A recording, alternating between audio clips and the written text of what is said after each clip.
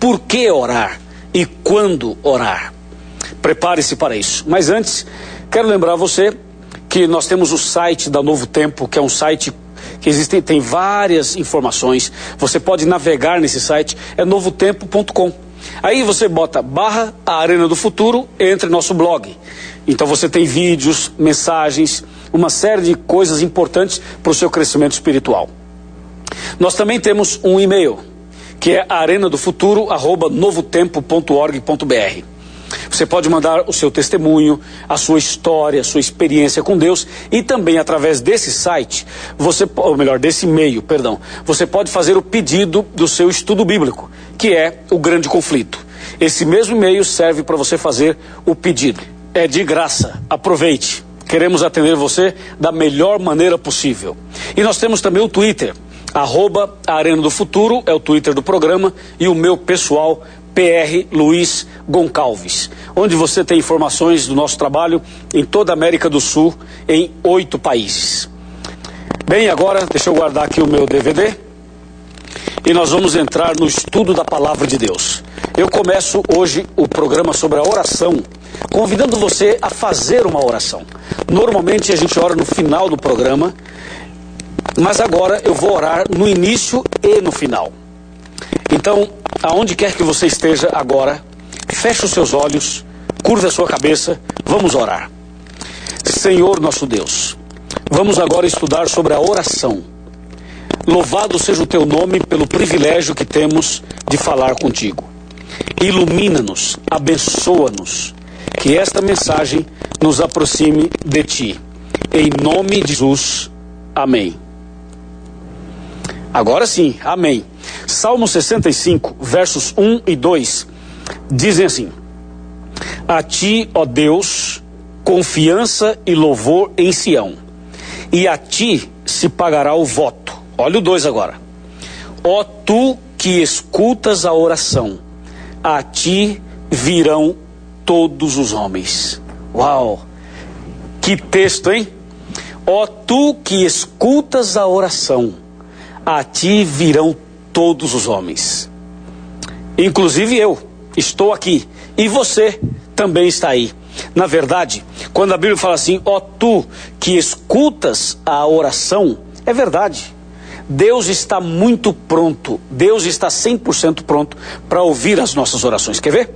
Ouça o que diz o livro de Isaías. Isaías capítulo 59, versículo 1. Eis que a mão do Senhor não está encolhida, para que não possa salvar, nem surdo o seu ouvido, para não poder ouvir. Então Deus está com os ouvidos abertos para ouvir a sua oração, e com as mãos estendidas para abençoar você e a sua família. Amém? Amém. Se esta é uma verdade, se Deus escuta as orações, se a mão de Deus está estendida, se os ouvidos de Deus estão abertos, nós temos que agora entender como funciona esse plano de oração que a Bíblia Sagrada nos ensina. Deixa eu dizer uma coisa a você. O ser humano foi criado à imagem e semelhança de Deus. Deus, quando criou todas as coisas, ele criou pelo poder da palavra. Ele dizia assim, ó: haja luz, e houve luz. Produz a terra ervas verdes, e a terra produzia. Deus ia dizendo assim, haja isso, haja aquilo, e tudo aparecia. Mas quando chegou a sexta-feira, o 6º dia da semana, Deus não disse assim, haja homem, haja mulher, para que os homens aparecessem e as mulheres aparecessem. Não. Deus, cuidadosamente, caprichosamente, carinhosamente, ele com as mãos pega o barro, pega a terra e faz aí o corpo do ser humano com muito carinho, colocando no corpo humano as impressões digitais. Então, o ser humano traz no seu corpo as impressões digitais do Criador, as impressões digitais de Deus. Com isso, Deus está dando um recado para a gente.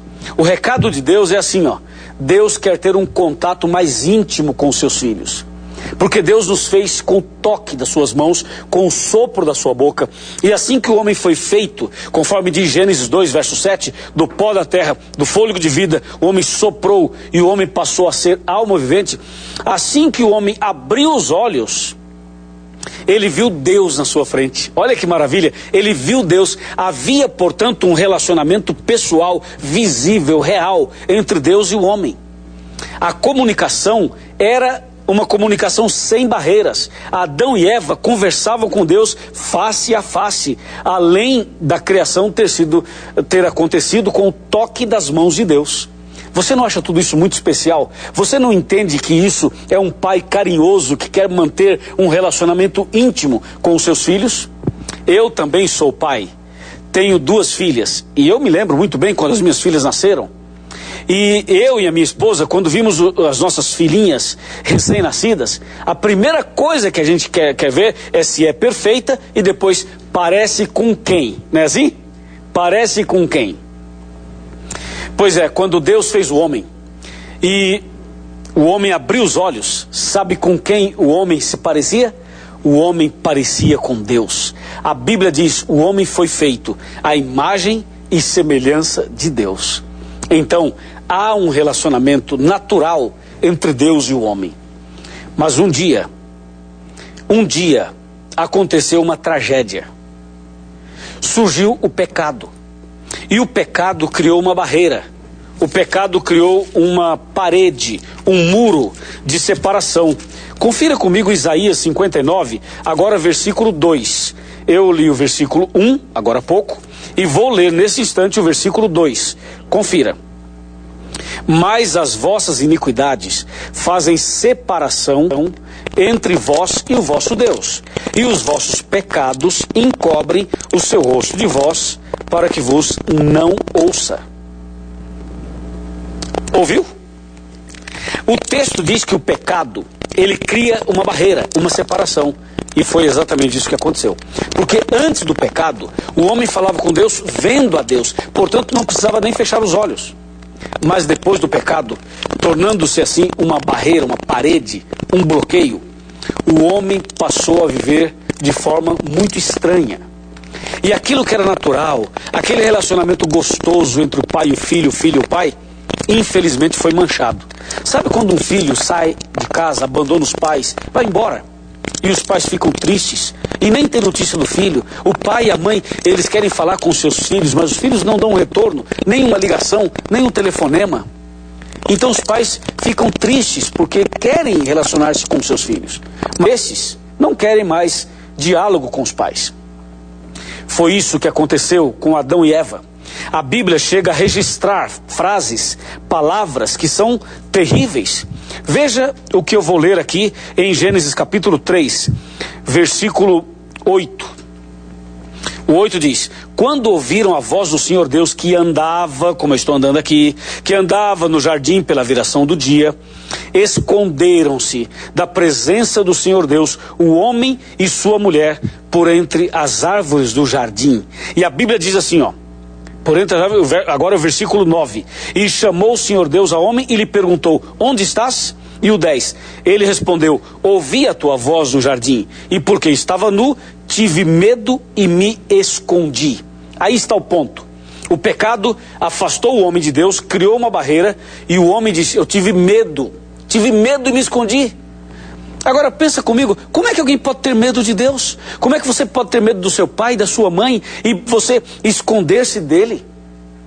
Adão e Eva disseram, nós tivemos medo. Eu tive medo do Senhor e me escondi. O bloqueio, a separação, o pecado. Mas um dia, Jesus veio ao mundo. E quando Jesus aqui esteve, os discípulos fizeram a Jesus uma pergunta. Que pergunta eles fizeram? Ouça que pergunta eles fizeram.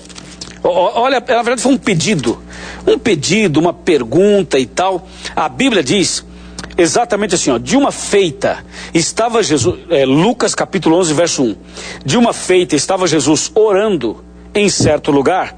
Quando terminou, um dos seus discípulos lhe pediu, Senhor, ensina-nos a orar, como também João ensinou aos seus discípulos. É isso.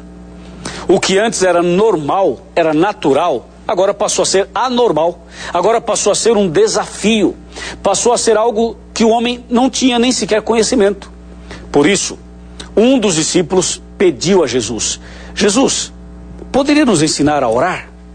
E Jesus ensinou a orar. Como orar? Daqui a pouco nós vamos ter 2 pastores aqui no Arena, ou aqui na Arena. E eu vou fazer a eles essa pergunta que os discípulos fizeram a Jesus. Senhor, ensina-nos a orar. Eu vou pedir aos pastores que nos ensine biblicamente a orar. O que Jesus disse? Qual foi a resposta de Jesus? Uma coisa eu tenho certeza, uma coisa eu garanto a você. Todas as vezes que nós nos relacionamos com uma pessoa, nós nos tornamos mais semelhantes àquela pessoa. Eu sou casado há 18 anos. E se você me ver ao lado da minha esposa, o jeito da gente falar, a maneira como a gente pensa, até o jeito de escrever entre eu e ela é muito parecido. Porque com o tempo, com o relacionamento, a gente se parece. Se você andar muito com alguém do Rio Grande do Sul, e você que é de Minas, ou do Nordeste, ou de São Paulo, você logo logo vai falar mais ou menos como os gaúchos falam. Você que é do Sul, você que é de Santa Catarina, do Paraná, do Rio Grande, se você for para o Nordeste, morar lá, conviver lá, com o tempo você vai pegar algumas características e algumas expressões típicas do Nordeste. Assim acontece com o Rio de Janeiro, assim ocorre com São Paulo, assim ocorre com o Norte e assim sucessivamente. É a convivência, é o relacionamento que vai moldando o nosso jeito de ser, de agir e até mesmo de pensar. O meu pai diz assim: ande com uma pessoa boa e você será melhor do que ela. Ande com uma pessoa ruim e será pior do que ela. Meu pai e minha mãe ainda dizem assim: me diga com quem tu andas, que eu direi quem tu és. É verdade, porque de acordo com seus relacionamentos, esse relacionamento é que vai influenciar a sua vida. Por isso devemos ter bons relacionamentos.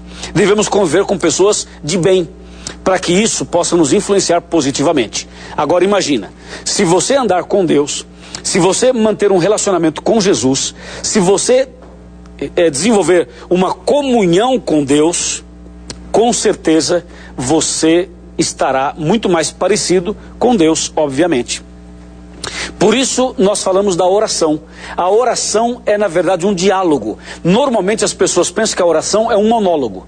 Deus está lá, você fala com Deus: ó Deus, é isso, isso, isso, isso, isso, eu preciso disso, disso, preciso de dinheiro, preciso de uma esposa, preciso do marido, Senhor, eu preciso também de um carro, Senhor, eu preciso passar na faculdade, Deus, eu preciso dormir bem essa noite, eu preciso de uma roupa nova, eu preciso viajar. A gente pega Deus e fala: ó Deus, eu preciso disso, entendeu? Marca aí, tô saindo, depois eu volto, o Senhor me traz a benção aí, tá bom?